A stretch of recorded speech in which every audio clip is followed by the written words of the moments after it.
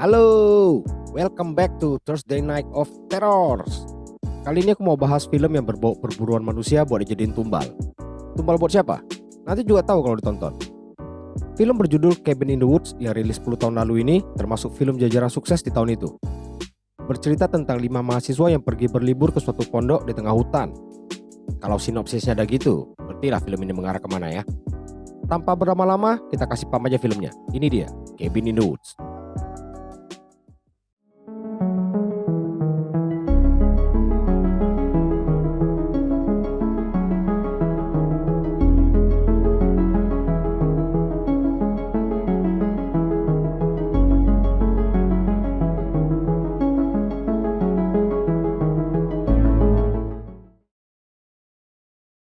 Film dibuka oleh dua om-om bernama Hadley dan Sitterson di ruangan pantry suatu kantor.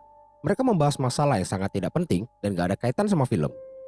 Waktu lagi jalan, muncul seorang wanita bernama Lynn yang mengabarkan ke mereka kalau Stockholm jatuh. Dan kini hanya menyisakan Jepang dan Amerika. Hadley bilang kalau Jepang punya catatan sempurna dan mereka nomor 2. Lynn yang takut gagal ditenangkan Sitterson yang bilang mereka gak pernah lakuin kesalahan sejak tahun 1998. Lynn berusaha mengingatkan mereka supaya jangan bikin kesalahan. Namun dia disindir Hadley kalau kesalahan tahun 98 disebabkan oleh Departemen Kimia, yakni departemennya Lynn. Apa yang mereka bicarain? Dan apa yang dimaksud kota Stockholm jatuh? Akan ketahuan nantinya, so kita lanjutin aja dulu. Adegan pindah ke seorang gadis manis bernama Dana yang lagi packing dan liatin sketsa mantan kekasih yang juga dosennya. Muncul temannya yang baru ngecat rambut menjadi blonde bernama Jules. Jules rebut sketsa itu dan dibuang. Kemudian dia bilang pacarnya mengajak seorang teman buat dikenalin ke Dana sambil memasukkan bikini ke tas. Waktu mereka lagi debat karena Dana malah bawa buku-buku gak penting, muncul Thor yang bernama Kurt melempar bola rugby hingga keluar jendela. Untungnya, bola ditangkap teman yang diajak Kurt bernama Holden di luar. Kurt lihat buku bacaan Dana dan merekomendasikan buku lainnya sambil keluar karena Dana belum pakai celana. Mereka bersiap masukin barang bawaan ke mobil RV Kurt. Tiba-tiba datang seorang pria yang nyetir sambil ngefly. Pria bernama Marty itu adalah orang yang akan ikut berlibur bersama lainnya. Setelah persiapan beres, mereka berangkat. Namun, ada seseorang yang memantau mereka dari atap dan info ke lainnya kalau mereka udah gerak.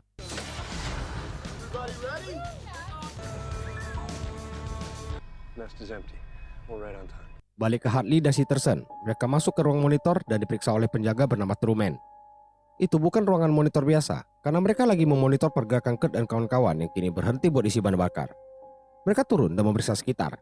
Holden ketuk kaca rumah di sana dan masuk karena gak ada jawaban. Waktu dikira gak ada orang, tiba-tiba muncul seorang bapak-bapak yang terlihat seperti belum mandi selama setahun.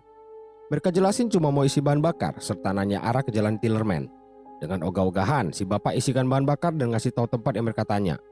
Jules nanya, itu rumah siapa sebelum dibeli sepupu Kurt yang dijawab si bapak dengan ketus seraya bilang dia udah tinggal di situ sejak perang. Datang Marty menyindir si bapak yang membuat tensi sedikit memanas karena si bapak menghina Jules.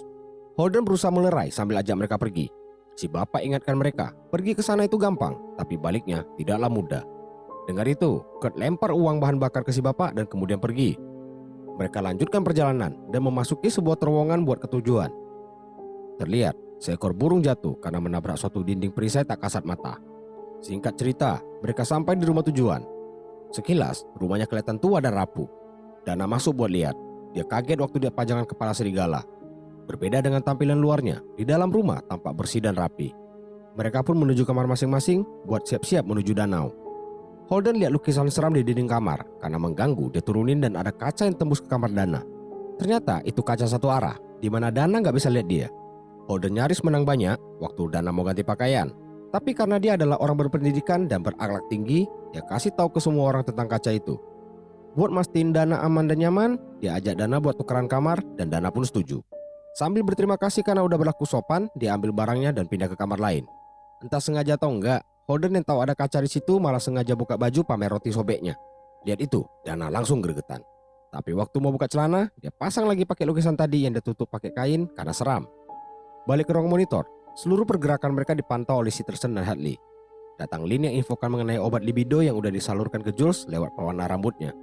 Kemudian terdengar kalau ada telepon dari seorang pemberi kabar yang maksa mau ngomong sama Hadley. Dengan terpaksa, Hadley terima yang ternyata itu bapak gak mandi tadi yang bernama Mordecai.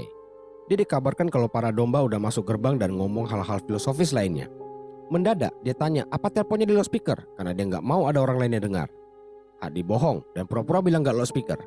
Mordecai lanjutin kata-kata filosofisnya yang buat si Tersen gak tahan dan ketawain yang dia omongin. Sisi lain, Dana dan kawan-kawan sampai di danau.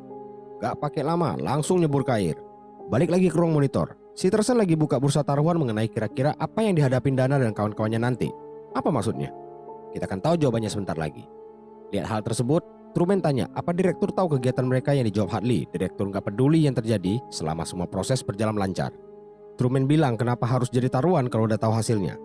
Hartley jelasin kalau tugas mereka cuma giring mereka ke rumah itu. Dan si Tersen nambahin mereka yang di sana nantinya bakal milih sendiri agar sistem bisa berjalan. Buat memeriahkan pesta, Marty ajak mereka main True Order. Dia tunjuk Jules yang milih tantangan. Marty suruh dia goda pajangan kepala serigala di tembok yang langsung diperagakan sama Jules. Karena emang udah bakat alami bawaan orok, Jules selesaikan tantangan dengan sangat lihai. Kini giliran Dana. Sebelum sempat milih, Kurt yang ngeremehin dia bilang jujur. Karena kalau tantangan, dia yang gak suka dengan tantangan itu bakal balik milih jujur. Pilihan Dana adalah There. That makes what kind of sense? ada sebuah ruang bawah tanah di sana. Dan karena masih dalam lingkup permainan, Jules tantang Dana meriksa ke bawah. Bermodalkan senter, Dana turun. Banyak barang antik berdebu di situ. Waktu dia balik badan, senternya mengarah ke sebuah foto seorang gadis berkepang yang buat dia auto jerit.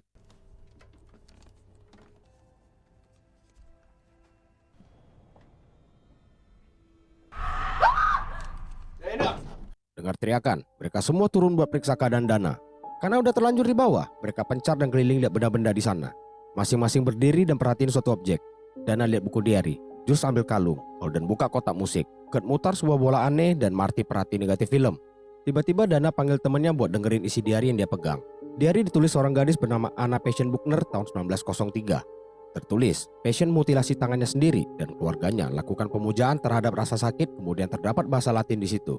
Awalnya ditentang Marty buat dibaca, tapi Kurt tetap minta diterusin. Dolor super vivo caro igneo animus.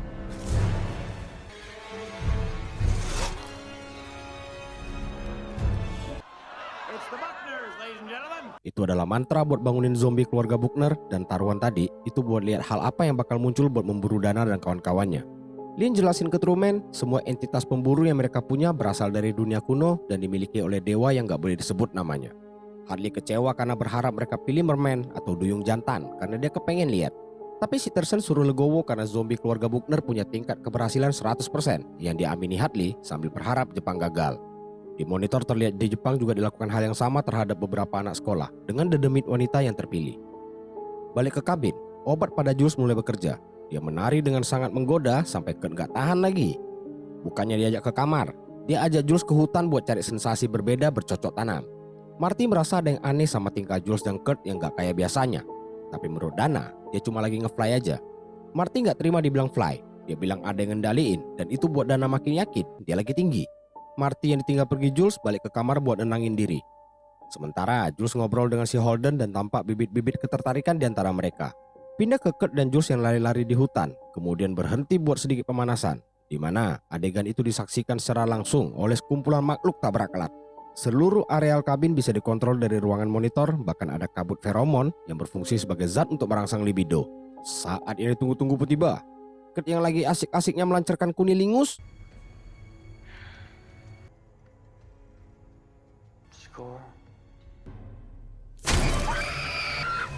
Kurt berusaha selamatin Jules tapi malah ditusuk dari belakang. Tiba-tiba muncul zombie gondrong yang bawa rantai dengan perangkap beruang di ujungnya. Karena Thor gak bawa Stormbreaker, dia gak bisa kasih perlawanan. Jules yang mau lari ditangkap zombie gondrong. Kemudian muncul satu zombie lain dengan gergaji besar. Kurt yang didekap zombie lain harus lihat kepala Jules yang di-unboxing dari badannya.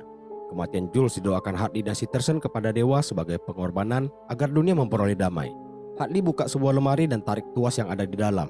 Terlihat darah mengucur dari atas ke dalam sebuah wadah dan terus mengisi suatu dinding dengan rongga ukiran. Pindah ke Marty di kamar. Dia merasa mendengar suara orang berbicara. Karena kesal dia marah-marah gak jelas, terus keluar buat jalan-jalan sambil ngelewatin dua orang yang lagi dia mabuk cinta dengan santainya. Di luar, entah karena kabin gak ada WC atau emang berjiwa liberal, dia buang air sesuka hatinya. Namun, dia gak sadar dari belakang ada sesuatu bergerak mengarah ke dia.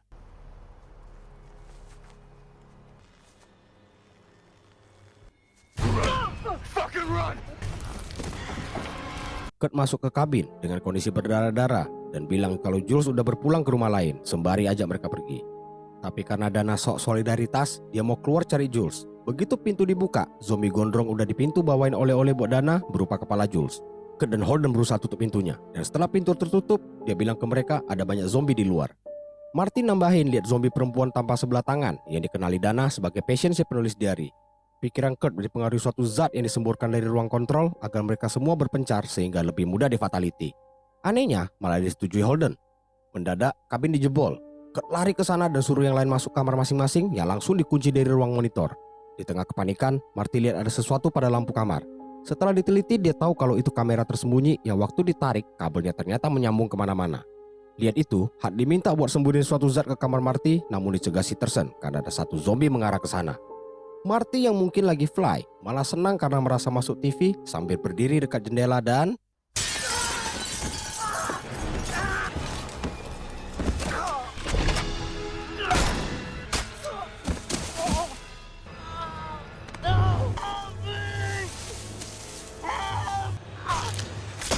Tuas kedua pun ditarik hingga menimbulkan gempa.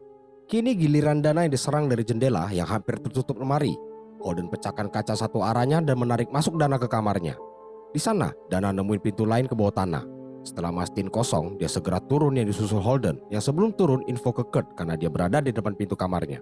Ruangan itu ternyata adalah ruang penyiksaan dan mutilasi keluarga Buckner. Holden yang lagi nyari pintu lain diserang zombie gondrong dan ditarik ke atas. Dana segera tarik turun Holden, namun zombie gondrong masih berusaha angkat lagi. Dana ambil linggis dan ditancap ke zombie.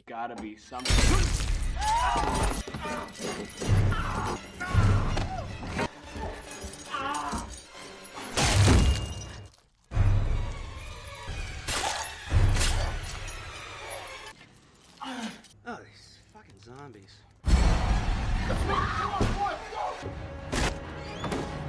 Dalam pelarian, Dana tanya Marty yang dijawab Kurt dia udah meninggoy. Mereka segera masuk ke dalam RV dan langsung tancap gas ninggalin kabin. Sisi lain, di Jepang, Demit kiriman dinyanyikan lagu opening Shinchan hingga si Demit berubah jadi kata. Jepang pun akhirnya mengalami kegagalan. Di tayangan, terlihat beberapa kota juga mengalami kegagalan. Adu mulut antara Sitterson, Hartley, dan Lin terjadi karena merekalah harapan terakhir manusia. Sambungan video call dimatikan Sitterson dan Hartley kabarkan kalau terowongannya belum dilerakin. Sitterson bergegas ke ruangan lain buat nyari tahu. Staf di sana bilang lagi ada kerusakan dan mereka juga nggak diperintah buat ledakin terowongannya. Sitterson turun tangan buat perbaikan. Lin yang panik pergi ke ruang monitor dan tanya kenapa terowongannya belum meledak, tapi tidak dijawab oleh Hartley. Balik ke RV, mereka udah masuk terowongan tiba-tiba.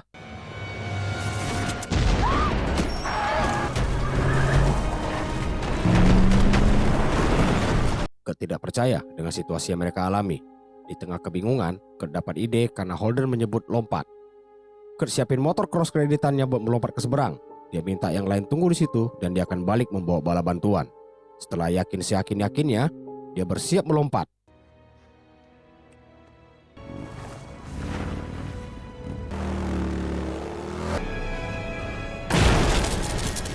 Kurt terjun bebas karena menabrak dinding perisai tak kasat mata seperti pada awal film. Dan kini mulai percaya teori Marty bahwa ada yang mengendalikan situasi. Holden anggap dia udah stres dan diajak masuk ke mobil sementara tuas ketiga sudah ditarik. Kini Holden yang menyetir dan berusaha mencari jalan lain. Dana pesimis dan merasa mereka nggak akan bisa keluar. Holden berusaha meyakinkan dia, namun seperti pada film-film psikopat lainnya, entah gimana dan sejak kapan ada zombie di RV. RV pun terjun ke danau. Dana berusaha berenang dan keluar dari atap RV. Zombie tarik kakinya namun gagal. Lihat keadaan kembali terkendali, mereka merayakannya di ruang monitor. Hartley merasa iba pada Dana, namun disudahi karena yang lain masuk ke sana untuk siap berpesta. Balik ke Dana, dia udah selamat sampai di permukaan. Belum sempat istirahat, zombie gondrong muncul lagi dan...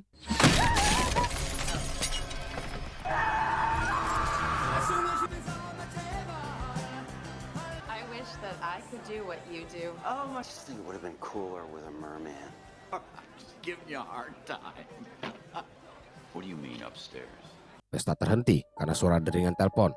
Hartley angkat dan seseorang bilang, selain Dana, masih ada yang selamat. Mereka semua lihat ke monitor di mana aksi Smackdown sedang terjadi. Kini Dana yang babak belur bersiap di ulti zombie tiba-tiba...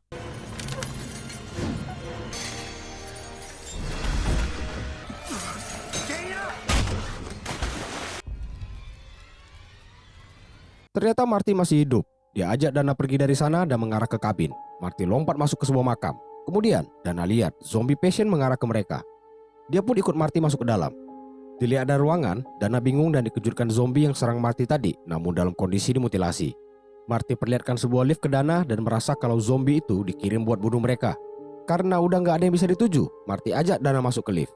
Lift mulai turun dan kemudian berhenti untuk bergerak lagi tapi menyamping. Lift berhenti lagi. Dana maju buat lihat lebih jelas.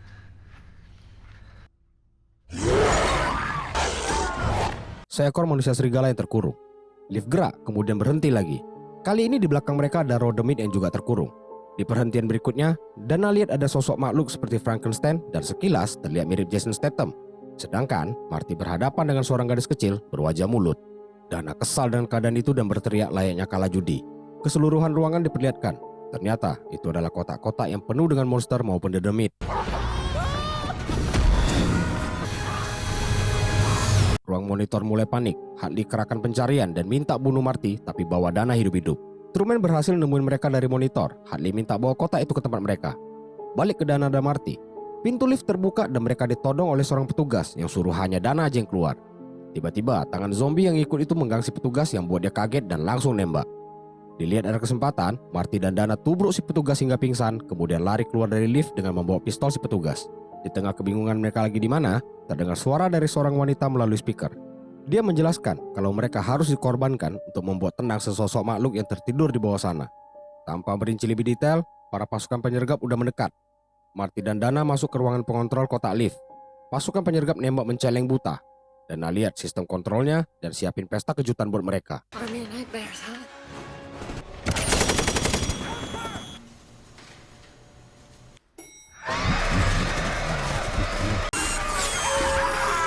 Pasukan cadangan menyusul dan lihat keadaan sudah jadi lautan darah. Belum habis kaget mereka, muncul lagi kotak-kotak berikutnya.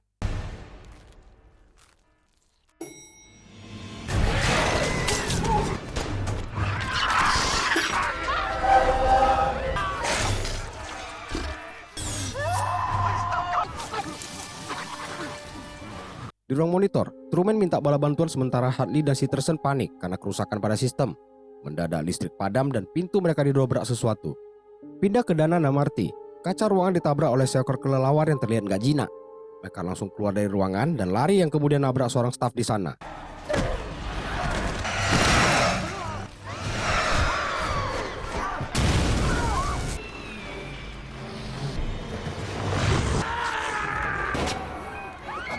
Lift terakhir terbuka.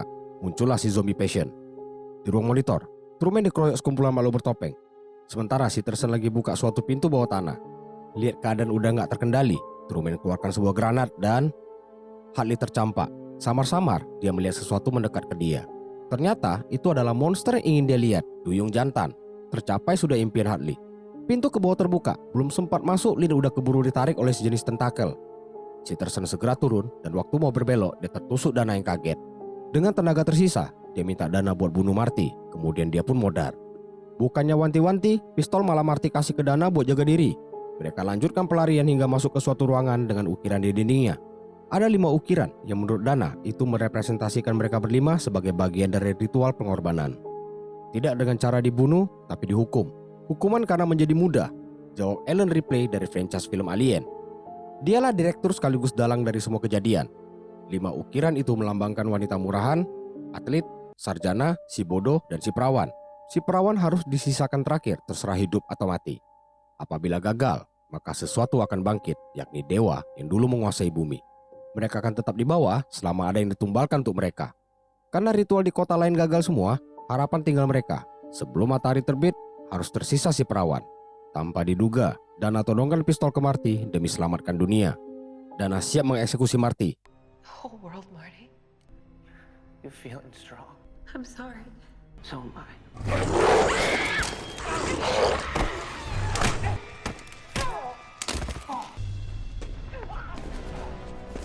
Marty yang tengah digerayangi Ellen didatangi zombie patient karena dialah yang harus dikorbankan.